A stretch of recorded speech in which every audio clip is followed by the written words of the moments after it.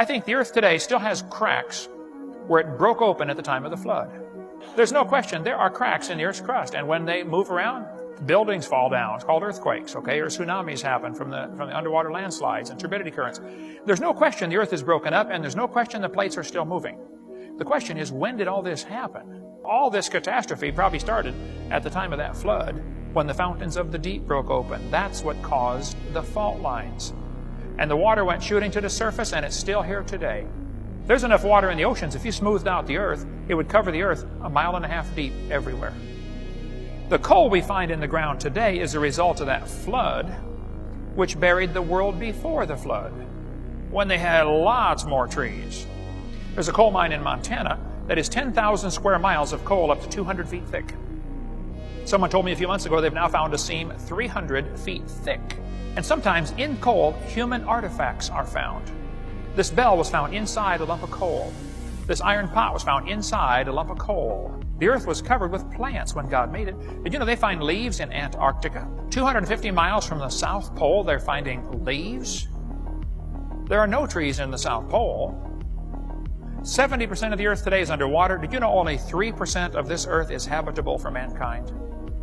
A lot of it's under desert, ice caps, tundra, mountain ranges nobody can live on. 3% is habitable. What we're seeing today is not what Adam and Eve saw. The Bible says He formed it to be inhabited. That's why He did it. Probably the pre-flood world was, I would just be picking a number and say probably 80% land and only 20% water. The oceans weren't there. The water was in the crust of the earth or in the canopy overhead. But there were trees from pole to pole before the flood came. This layer of water above the earth would act as a barrier that would block out UV light and X-rays and other harmful things that come from the sun. See, the sun produces a lot of stuff besides light.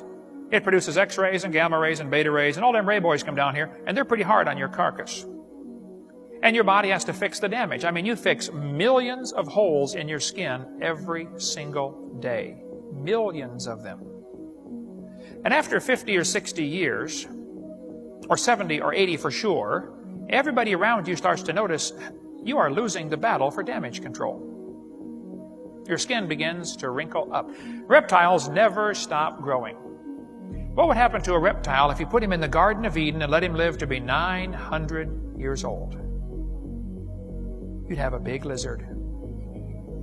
A really big lizard.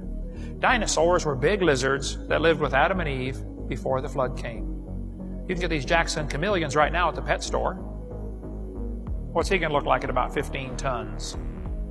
Probably some kind of triceratops. Dinosaur means terrible lizard, and dinosaurs lived with humans all through history. They just had a different name for them. We'll cover more on dinosaurs on video number 3. A well driller found this little doll 320 feet down while he's drilling a well. Probably a pre-flood doll. This battery thing was found in Iraq. It's supposed to be a 2,000-year-old battery. They knew about electricity a long time ago. The Egyptians knew about electricity and knew how to electroplate things. Workers found human bones in a copper arrowhead in a vein of silver. Advanced stone tools were found in a gold mine in California. They're digging in the middle of this mountain, digging a shaft back into a gravel pit under layers of lava supposed to be 55 million years old, and they find human tools in there.